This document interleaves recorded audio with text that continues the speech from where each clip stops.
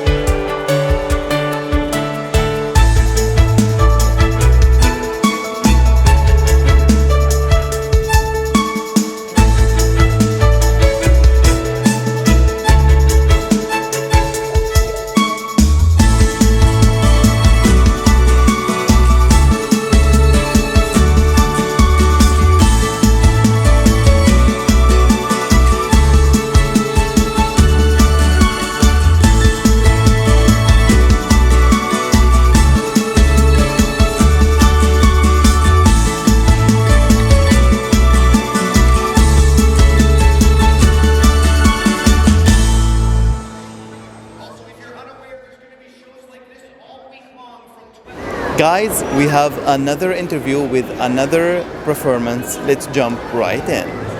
My name is Kimberly Craig. I'm a newcomer to Canada, and I'm really happy to be here. I immigrated from the United States, and I settled in Winnipeg right away. My husband's originally from here, and I've been all over Canada, and I love Winnipeg because it's like a big, small town. There's so many opportunities, but you really get to know all the people here, and everyone's been super welcoming to me.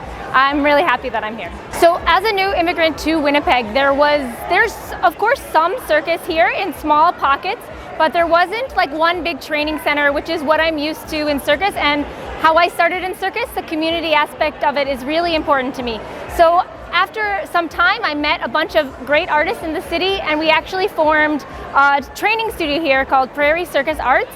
And it's my dream of a community arts center where we encourage inspiring circus artists, and we also are a training space for professional circus artists to be able to train together and collaborate and make shows and practice their art. And circus is a very traveling art, so of course people have to be a little transitory, but I hope it's a welcoming and beautiful place for people to come through Winnipeg and share their circus skills, and for more Winnipeggers to learn circus. So as performing in Winnipeg as a circus performer, the kids' reactions, the audience reactions, it's always really great because there isn't as much circus here. So whenever I have an opportunity to perform here, I feel like the audiences are absolutely amazing, and the arts community itself is super supportive. We've produced new work here, and it's a really beautiful and comfortable place to perform new stuff and get good feedback without it being too scary, or we can always get a good crowd. All newcomers have difficulties when they start a new life. I think I underestimated, because like the United States is so close and the culture really, it's not that different. So I was pretty surprised at how, at some of the challenges I faced emotionally, personally, and then also creating a new business where I didn't have a credit history, and going to the bank was a whole new world. And just starting over like that as an adult was, I wasn't expecting it to be as challenging as it was. But I made really good friends with other newcomers, other immigrants to the country in Winnipeg, and they really helped me with what they had learned already. And then they're always a good ear to listen to me when I'm complaining about how something is difficult. So I really found other newcomers and other immigrants to be really helpful and supportive, just really understanding that unique place of being happy where you are but missing where you're from. So as a newcomer, I feel like Canada does provide a lot of services. They're available, but I didn't know a lot about them until I heard about them from other people. So I think I'm not an expert, but maybe the process of knowing everything that's available to you, because I think there are a lot of programs, But yeah, I didn't know about a lot of them until it was kind of too late for me to use them, or they weren't helpful at that time anymore. So, and there's a lot of, I guess I found the most difficult on the financial side. So I would have liked a little more help, but I really feel like I shouldn't complain because I had a lot of support of my friends and my family and other immigrants. But yeah, like a package maybe from the government, but I felt like their employment information was pretty helpful. My message for other new immigrants is to really reach out and make friendships and relationships with as many people as you can. The winter is long and hard. The first thing my mother-in-law said to me was, you just have to kind of embrace where you are. And I really rely on those relationships I've made and the friendships I've made and people who are from my culture and people who are local Winnipeggers, and each one of them have helped me in another way. So making that strong network of friends and hopefully family has been that's the most important thing for me. It's been. So a little bit more about my art, my show. So I'm a circus performer. My husband and I have a duo show we call The Street Circus, and we travel all over the world.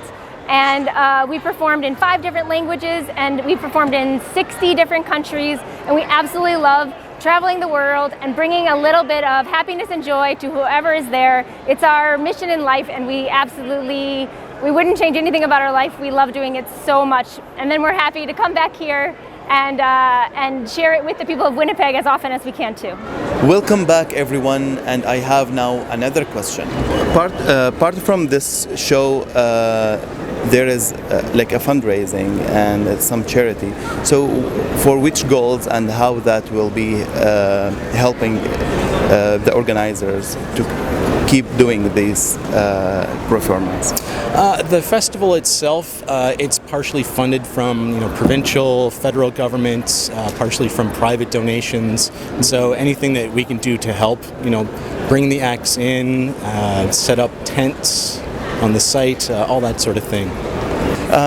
My final question: if you give me like more information about the performance, Yes. What kind of performance we will expecting today, and what they So there's a schedule right there, and there's 3 shows every day starting today, going all the way until Friday through the whole week. Mm-hmm. So there's different performers each day. So we're here today and tomorrow, and then Dan and Kim, the Street Circus from Winnipeg, they're next, and then there's a magician, there's a clown, there's a bunch of performers. So it's essentially a wide mix or range of performers, but 3 performers each day from 12 until 2 every day, and all the shows are free, and the donations are just to help the festival, but they're not mandatory or necessary. Mm-hmm. Yeah. Thank you for raising the spirit in our city. Thank you for coming.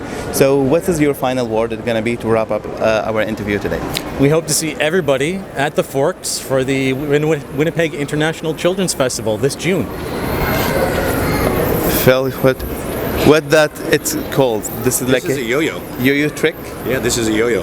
Okay, and what is your final words? My final word is thank you so much for supporting great festivals and great performance like this in Winnipeg.